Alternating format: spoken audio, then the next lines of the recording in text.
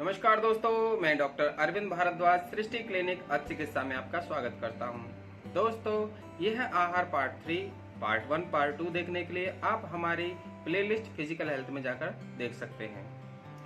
तो आइए शुरू करते हैं आज का वीडियो। आज के वीडियो में हम जानेंगे भोजन के क्रम के बारे में, भोजन और जल के संबंध के बारे में, विरुद्ध भोजन के बारे में और ऐसे व्यक्तियों के बारे में जो नित्य व्यायाम करते हैं, स्निग्ध भोजन करते हैं, युवा है और बलवान है, तो उनके लिए भोजन का क्या नियम है और हम अपने उदर के आयतन के अनुसार यानी हमारे अपने पेट के आयतन के अनुसार हमें कौन सा भोजन कितनी मात्रा में करना चाहिए, तो इसके बारे में भी चर्चा होगी। तो आइए शुरू करते हैं भोजन के क्रम के बारे में। तो इसका वर्णन अष्टांग हृदय के सूत्र स्थान के 8वें अध्याय के 45वें श्लोक में दिया गया है और इसमें बताया गया है कि जिस व्यक्ति की जठरा अग्नि तीव्र हो तो वो व्यक्ति भोजन का प्रारंभ मधुर, गुरु, स्निग्ध और स्थिर भोजन के साथ कर सकता है। भोजन के मध्य में अम्ल और लवण युक्त भोजन कर सकता है और भोजन के अंत में लघु, कटु और रुक्ष भोजन कर सकता है।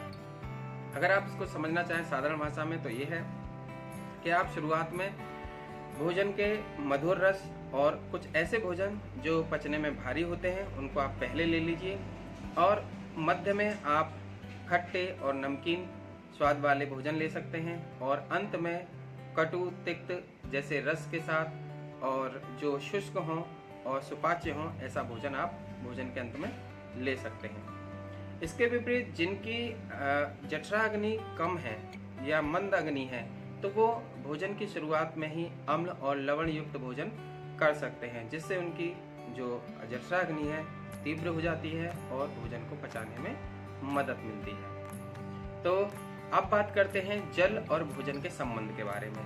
तो इसका वैसे तो बहुत सारी बातें हैं लोगों के मध्य में, लेकिन एक सिंपल जो रूल है उसके बारे में मैं बात करूंगा जिससे कि आपके जो मिथ हैं वो स्वयं क्लियर हो जाएंगे। तो जो व्यक्ति सम है यानी स्वस्थ है वो व्यक्ति भोजन के मध्य में जल का प्रयोग कर सकता है। जो व्यक्ति क्रश है यानी पतला है वो भोजन के बाद जल का प्रयोग अवश्य करे और जो व्यक्ति स्थूल है तो वो भोजन के प्रारंभ में जल का प्रयोग अवश्य करे। इसका वर्णन अष्टांग हृदय के सूत्र स्थान के 5वें अध्याय के 14वें श्लोक में दिया गया है। अब बात करते हैं विरुद्ध भोजन की।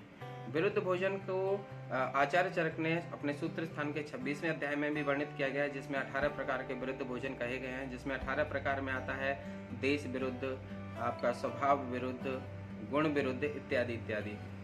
तो अष्टांग हृदय में भी इसका वर्णन है सूत्र स्थान 7वें अध्याय के 29वें श्लोक में, जिसमें बताया गया है कि विरुद्धम अपि च आहारम वेद्यादि विषगरो उपमम, अर्थात विरुद्ध भोजन आपको सदमारक या कालांतर में व्याधि उत्पन्न करके मृत्यु तक प्राप्त करा सकता है।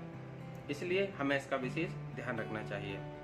क्योंकि हमारे यहाँ लैक्टो वेजिटेरियन डाइट है तो मैं दूध और दूध से बनी हुई कुछ वस्तुओं के साथ जो विरुद्ध भोजन है उसके बारे में मैं चर्चा करूंगा। तो आइए शुरू करते हैं दूध के साथ। तो दूध के साथ हमें किन किन चीज़ों का प्रयोग नहीं करना चाहिए, या ये कह सकते हैं कि किन चीज़ों के साथ हमें दूध का प्रयोग नहीं करना चाहिए। तो इसमें पहला आता है आपका जो अगर आप सुरापान कर रहे हैं, अगर आप मछली का प्रयोग कर रहे हैं, अगर आप अम्ल यानी कि खट्टे भोजन का आप इस्तेमाल कर रहे हैं, या फिर लवण युक्त यानी कि जिसमें नमक मात्रा पड़ी रहती है, नमक की कुछ मात्रा पड़ी रहती है, तो ऐसे भोजन के साथ दूध का प्रयोग वर्जित है। इसके अलावा मूली के साथ दूध का प्रयोग नहीं करना चाहिए। खिचड़ी के साथ दूध का प्रयोग नहीं करना चाहिए। और इसमें एक उदाहरण और है जो इससे अलग है कि उड़द की दाल के साथ भी मूली का प्रयोग हमें नहीं करना चाहिए। अगर आपके कांसे के बर्तन में 10 दिन तक घी रखा हुआ है तो भी हमें उसका प्रयोग नहीं करना चाहिए। इसके अलावा शहद की बात करें तो शहद का प्रयोग हमें खीर के साथ नहीं करना चाहिए और इसके अलावा जो मखाने हैं उसके साथ हमें शहद का प्रयोग नहीं करना चाहिए। तो ये कुछ विरोधी जो जनरल चीज़ें हैं वो मैंने आपके सामने बता दी।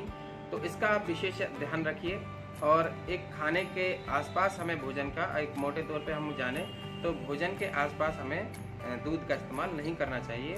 भोजन के कुछ घंटों बाद ही हमें या कुछ घंटे पहले ही हमें दूध का प्रयोग करना चाहिए।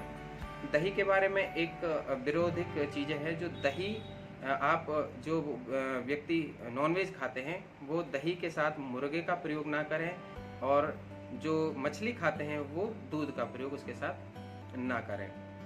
इसके बाद हम बात करने वाले हैं ऐसे व्यक्ति की जो स्निग्ध भोजन करता है, युवा है, बलवान है, नित्य व्यायाम करता है। तो उसका वर्णन भी अष्टांग हृदय के सूत्र स्थान के 7वें अध्याय के 47वें श्लोक में किया गया है। और उसमें बताया गया है कि ऐसा व्यक्ति अगर विरुद्ध भोजन भी करता है तो उस पर इस रूल का अधिक प्रभाव नहीं पड़ता। पर इसका मतलब बिल्कुल नहीं हम माने ही ना, क्योंकि आप न तो सदा युवा बने रहेंगे, न आप सदा बलवान बने रहेंगे। तो कुछ समय तक तो ये रूल काम करता है, लेकिन उसके बाद आपको विरुद्ध भोजन का आचार विचार हमें अपने भोजन में अवश्य ही करना चाहिए। अब बात करते हैं उदर के आयतन के अनुसार भोजन की मात्रा का। इसका वर्णन अष्टांग हृदय के सूत्र स्थान के 8वें अध्याय में 46वें श्लोक में किया गया है।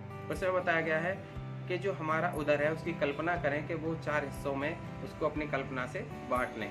उसका आधा हिस्सा आप जो खाद्य पदार्थ का ठोस पार्ट है उससे भरें, बाकी का जो 25% है वो तरल द्रव्यों से भरें, और बाकी का जो 25% बचा हुआ है वो बाद के लिए वायु के स्थान के लिए छोड़ दें।